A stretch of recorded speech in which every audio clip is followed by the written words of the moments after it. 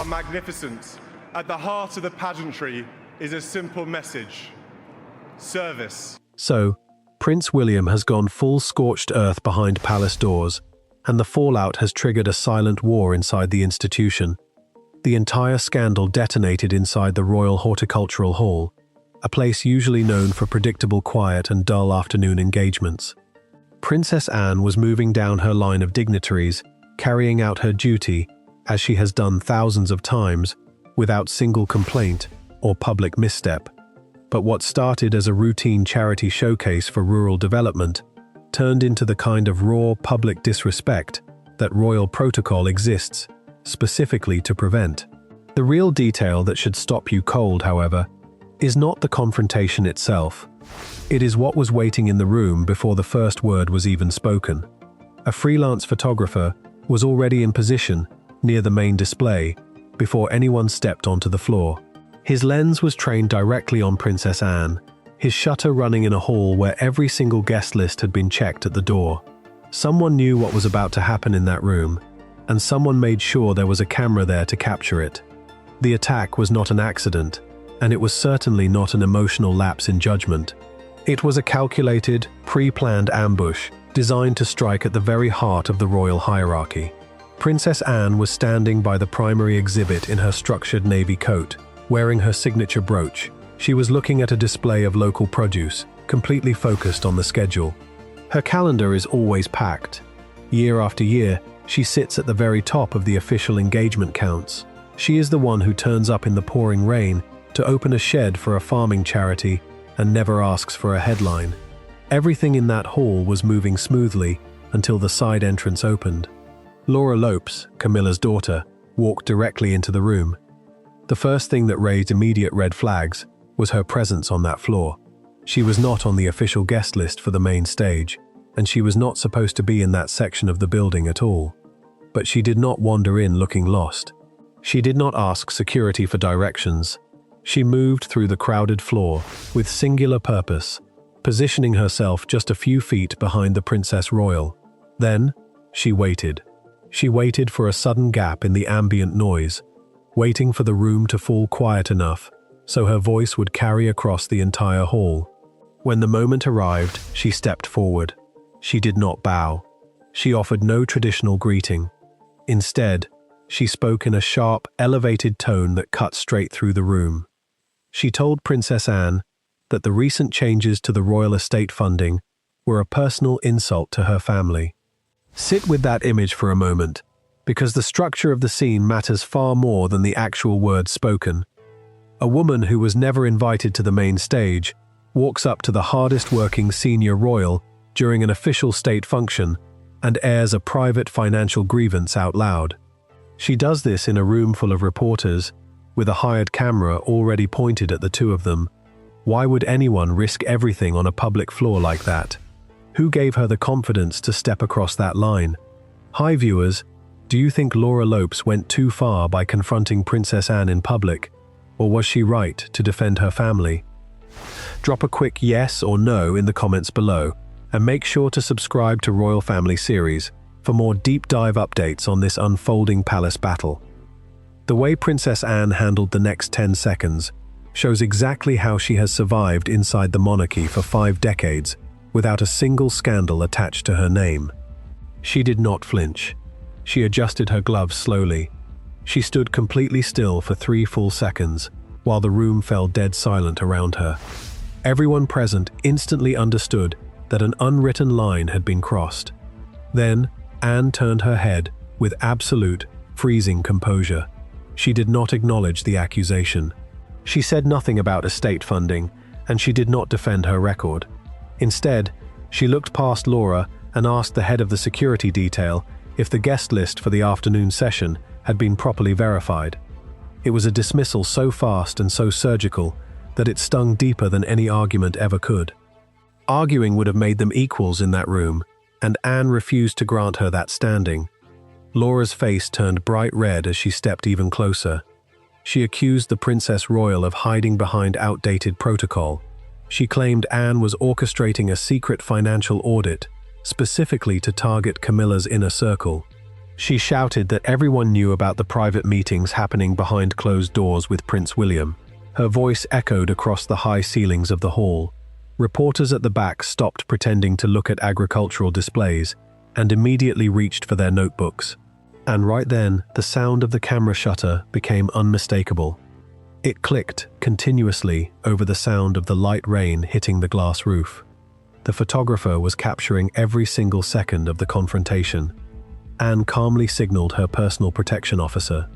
The officer moved through the crowd, stepped directly between the two women, and firmly instructed Laura to relocate to the lobby. He informed her that her presence on the floor was no longer appropriate. With the entire room staring, Laura was forced to walk back past the displays and out the side door. The whole incident took under 2 minutes, but it completely shattered the atmosphere of an event that staff had spent months organizing. The immediate question that began circulating through the room was simple. How did she get past the front door? Security at the main gate was strict. By that evening, palace staff pulled the physical access logs and discovered the truth. An invitation had been quietly issued by a regional director, a man who had long-standing ties to Camilla's personal network. Someone had applied heavy pressure to add her name at the very last minute. That regional director was suspended before nightfall, and the palace launched an immediate review of all venue access protocols. But they were not just checking door policies. They were pulling on a thread that threatened to unravel an entire network operating quietly behind the scenes. Within an hour of the clash, another disturbing detail emerged. Security logs confirmed that Queen Camilla's official car had been idling just 3 blocks away from the hall.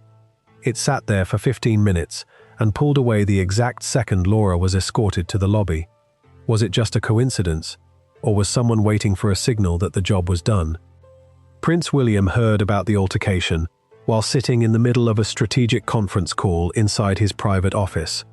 He did not wait for a natural break in the conversation, nor did he offer a polite closing remark to the officials on the line.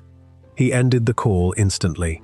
His voice dropped into a terrifying, icy tone as he ordered his chief of staff to retrieve the raw, unedited footage from that photographer's memory card. He did not ask for a sanitized summary from the press office. He did not want a brief memo drafted by advisors. He demanded the full tape. He needed to see every single frame with his own eyes. The atmosphere inside the prince's briefing room turned brutally cold. 5 senior aides sat around the long conference table, holding preliminary reports on the afternoon's breach, terrified to speak first. William walked to the head of the room without taking off his coat. He pointed a remote at the large screen on the wall and hit play. The click of the camera shutter rang out clearly over the speaker system. The room watched in complete silence as Princess Anne stood entirely still, adjusting her gloves while Laura Lopes shouted across the quiet floor. William watched his aunt's face. He watched Laura's aggressive posture. He watched the crowd back away in shock. Then, he switched the projector off with one hard, heavy click. Why had a barred individual been allowed within 5 feet of a senior royal? Who cleared the access pass? The head of palace security opened his mouth to explain the regional protocol, but William cut straight across him before he could finish a full sentence. He said he did not want an explanation of broken procedures. He wanted the exact name of the staff member who bypassed security screening, and he wanted that person removed from the payroll before the morning news cycle started. This was no longer just about a single security failure. It was about authority. It was about whether the command structure still worked, or if shadow networks were operating freely inside the house. For 2 full months, William had been quietly working behind the scenes to push out staff members loyal to Camilla's private circle. That afternoon proved he was fighting a war on 2 separate fronts. He was fighting public perception on the outside and deep structural rot on the inside. One brave aide pointed out that the invitation had technically originated from a regional branch outside the central palace network. William leaned over the table and asked if that regional office had been explicitly warned about restrictions regarding Camilla's family. The aide nodded slowly. William asked why the clear warning was ignored. The aide shifted uncomfortably in his seat and admitted there had been intense pressure applied from above. Name them. The room went completely silent. The silence itself was the answer. William reached for a thick, leather-bound folder marked with the words "Internal Influences." For weeks, he had been meticulously tracking the hidden connections between household staff and Camilla's private office. He opened the binder and found the link within seconds. The direct pressure had come from a mid-level manager whose spouse worked as a personal assistant inside Camilla's direct household. The betrayal ran deep into the internal machinery. Controlled fury took over the room. William did not shout, because real anger in that family rarely makes a loud sound. It is cold, it is systematic, it is absolute. He stood up and ordered security officers to march that manager out of the building immediately. He suspended the personal assistant, pending a full, uncompromising internal investigation. Then, he declared Camilla's entire household a restricted zone, prohibiting anyone from moving between those offices and the rest of the palace without his express written authorization. Within 20 minutes, palace security walked the manager out through the main gates. The message sent to every corner of the palace was crystal clear. Prince William was no longer standing politely in the wings, waiting for his moment to lead. He was taking complete operational control, room by room, desk by desk. His team then brought him another piece of the puzzle. Intelligence reports flagged a series of secure phone calls placed between Camilla's private line and a top-tier legal firm in London. The dates aligned perfectly with the exact timeline of Princess Anne's secret financial audit. William realized Camilla's faction was preparing for a legal war, attempting to shield private estate assets before the formal review could recover them. William walked over to the tall windows overlooking the city lights. He thought about his children, and he thought about his past.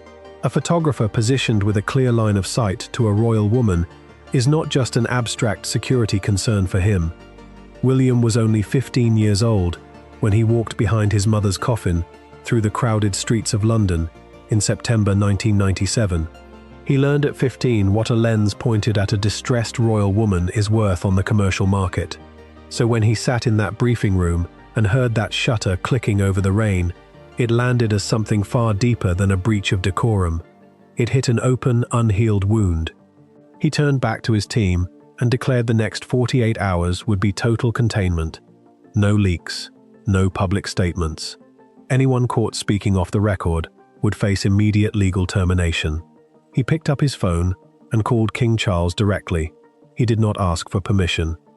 He told his father he was taking total command of the disciplinary response, laying out the precise evidence of how the breach occurred. He insisted that the period of hesitation was over. King Charles listened to his son's steady, uncompromising voice, feeling the weight of the institution pressing down on him. The king agreed. He gave William the full authority to do whatever was necessary to protect the crown. While Prince William was locking down the palace, Laura Lopes was sitting inside the drawing room of a private country estate, surrounded by half-packed cardboard boxes. She was staring at her phone screen, scrolling through thousands of public comments flooding social media feeds. The internet was tearing her actions apart. People were openly questioning her motives, calling her actions disrespectful, and demanding her complete removal from any association with the royal family. A cold tightness seized her chest. She had walked into that hall believing she was making a bold stand for her mother. She walked out as the direct catalyst for an institutional collapse. The deep resentment driving her actions had been quietly building for months, hidden behind administrative paperwork and private arguments.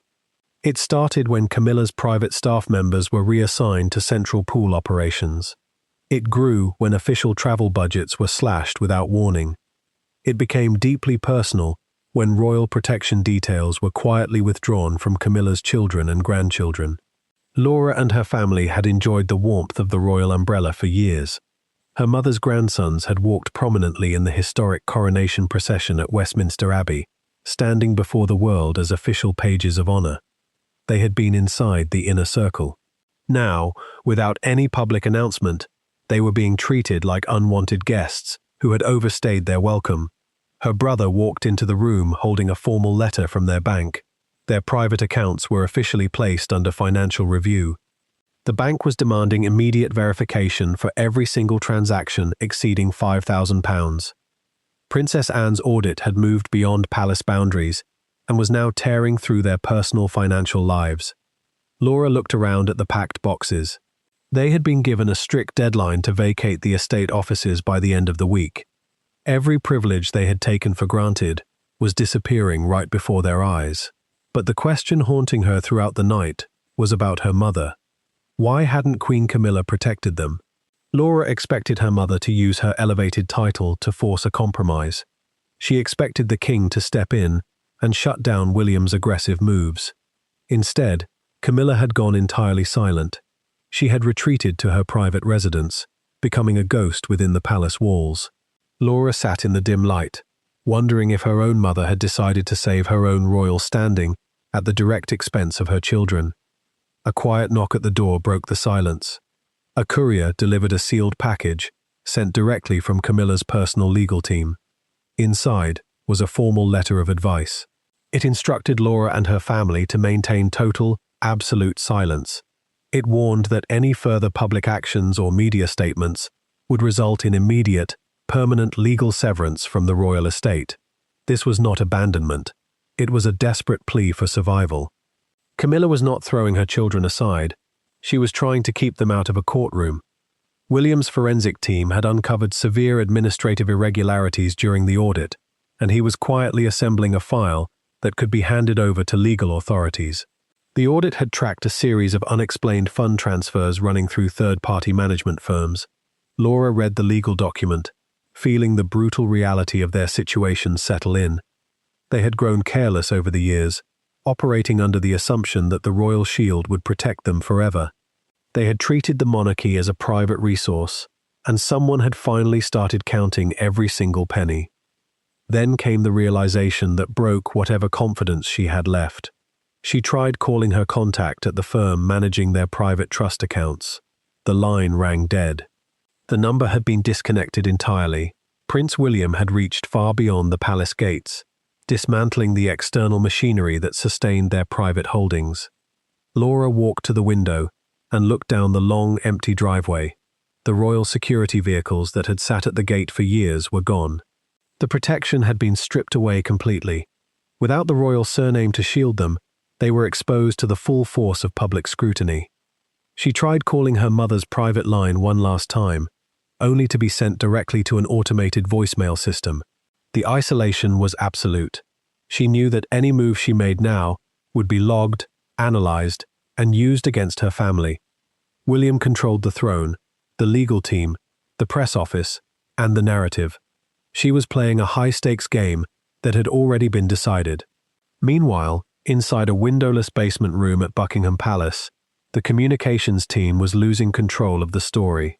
The official statement drafted by traditional press officers was filled with vague legal terms, describing the incident as a minor misunderstanding at a public event. An aide pushed the paper back across the table, warning that the public was no longer accepting soft palace excuses. Online engagement surrounding the confrontation had surpassed 4 million interactions and was climbing rapidly. The video was being analyzed frame by frame across every major news network. The palace's silence was being read as pure weakness. That was when the internal investigation into the video leak took a shocking turn. Investigators originally assumed a member of the catering crew had recorded the incident on a mobile phone, but forensic digital tracking revealed a far worse reality. The camera feed had been uploaded by a freelancer working for a prominent media outlet, and that reporter had been given special access codes by the very same regional director who put Laura's name on the guest list. He was not just a staff member making a mistake, he was an active accomplice. Palace investigators audited his private accounts and uncovered the ultimate smoking gun. A series of untraceable payments totaling £100,000 had been funneled into his account through offshore shell companies. The public confrontation was not a spontaneous argument. It was a contracted hit on the reputation of Princess Anne and the royal family, paid for by undisclosed external interests. When Prince William was briefed on the £100,000 bribe that evening, the situation transformed from a family dispute into a major institutional crime. Someone had invested a massive sum of money to stage a public assault on royal dignity, and William was determined to uncover every single person who funded it. He bypassed traditional royal press channels entirely and scheduled an extraordinary late-night briefing. He did not invite royal correspondents who depended on palace favors. He invited lead financial investigators and serious political journalists. He stepped up to the podium without a script, laying out the exact financial timeline, the offshore shell companies, and the bribe paid to the regional director. He declared that the monarchy was under a coordinated attack by individuals seeking private financial gain. He never uttered Laura's name, nor did he mention Camilla directly. He did not have to. Every journalist in the room connected the dots instantly. By handing over concrete financial evidence, William turned a sensational family scandal into a serious criminal exposure, seizing total control of the narrative before his opponents could react. The morning light filtered slowly into the Privy Council chamber, casting long shadows across the ancient stone floor. Two men stood at opposite ends of a massive, polished oak table. The silence between them was suffocating. Prince William held a thick piece of cream-colored parchment, the ink at the bottom barely dry under the soft glow of the chandeliers. He did not smile.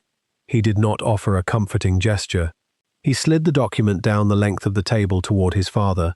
The terms written on that page were absolute, devastating, and entirely non-negotiable. The decree called for the complete, permanent revocation of official status for Queen Camilla's family members, effective immediately. No further invitations to state functions would be issued. All access to royal estate management funds was terminated.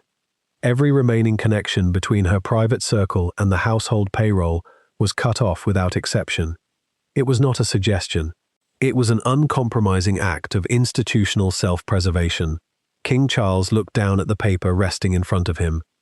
His hands remained steady, but the emotional weight in the room was crushing. Could a monarch protect his personal relationships while safeguarding the crown? For years, Charles had genuinely believed his family could find a way to coexist peacefully behind palace walls. He had tried to build bridges. He had tried to shield those he loved. The truth destroyed the compromise. The evidence sitting beside the decree was impossible to ignore.